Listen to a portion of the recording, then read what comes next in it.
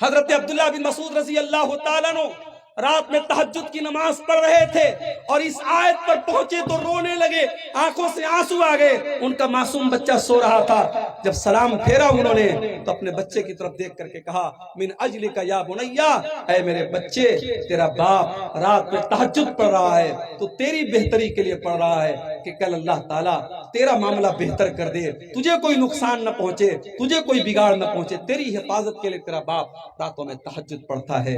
میرے بھائیوں، سب سے پہلے ہمیں اور آپ کو اپنے آپ کو نیک بنانا ہے۔ اسی لیے اللہ قرآن میں جب ہمیں یہ حکم دیتا ہے کہ اپنی اولاد کو نماز کا حکم دو تو اللہ کیا فرماتا ہے؟ وَأَمُرْ أَهْلَكَ بِالصَّلَاةِ وَاسْتَبِرْ عَلَيْهَا، اپنے بچوں کو نماز کا حکم دو اور خود بھی نماز کی پابندی کرو۔ جب تک آپ خود بھی نماز کی پابندی نہ کریں گے، آپ اپنے بچوں کو نماز کا پابند نہیں بنا سکتے۔ میری پیاری ماں بہنوں، جب آپ اپنے گھر میں نماز پڑھنے کے لیے کھڑی ہویا کرو تو اپنی جوان بچیوں سے بھی کہا کرو تم بھی نماز پڑھا کرو۔ اپنی 7 سال کی 8 سال کی بچی کو بھی نماز کے لیے کھڑا کیا کرو۔ میرے بھائیوں، جب آپ مسجد میں جایا کرو اپنے 8 سال کے بچے کی انگلی پکڑ کے بھی لے کے جایا کرو۔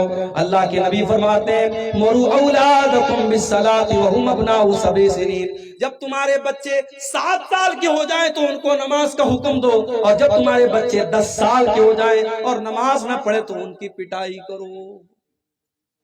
اولاد کی تربیت۔ آج ہمارے یہاں باپ مرنے لگتا ہے تو وصیت کرتا ہے۔ کیا وصیت کرتا ہے؟ بیٹا میں نے یہ زمین چھوڑی، یہ جائیداد چھوڑی، یہ پراپرٹی چھوڑی، اس کا ایسے بٹوارہ کر لینا، اس کا ایسے بٹوارہ کر لینا۔ آؤ تمہیں ہزاروں سال پہلے ایک ایسے باپ کے پاس لے کے چل رہا ہوں جس باپ کے 12 بیٹے تھے اور باپ کا آخری ٹائم تھا، اور 12 بیٹے اپنے باپ کی چارپائی کے آس پاس کھڑے ہوئے تھے۔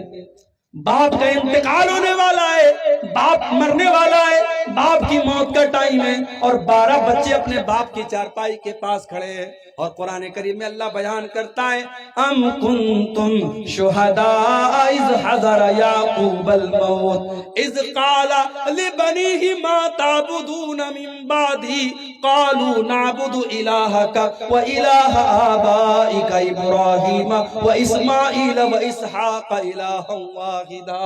اللہ کہتا ہے میرے بندو دیکھو، یعقوب علیہ السلام کا آخری ٹائم ہے، ان کی موت کا ٹائم ہے۔ اپنے بچوں سے وہ سوال کرتے ہیں، اے میرے بچوں تم میرے بعد کس کی عبادت کرو گے؟ میرے بعد کس کی پوجا کرو گے؟ کس کی اپاسنا کرو گے؟ کس کے آگے اپنا سر جھکاؤ گے؟ تو 12 کے 12 بچے کہتے کہ ابا جان ہم ایک اللہ کی عبادت کریں گے۔ اے ابا جان آپ ٹینشن نہ لیں، آپ فکر نہ کریں، آپ چنتا نہ کریں، ہم اسی ایک اللہ کی عبادت کریں گے اس ایک اللہ کی عبادت آپ کیا کرتے تھے اور ہمارے باپ دادا کیا کرتے تھے۔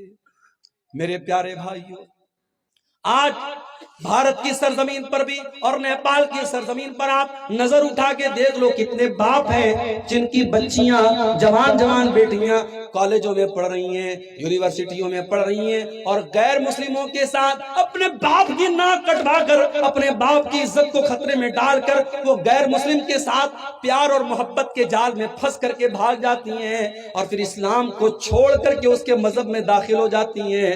میرے بھائیوں، اپنی بیٹیوں کے ایمان کی فکر کرو، اپنے بچوں کے ایمان کی فکر کرو۔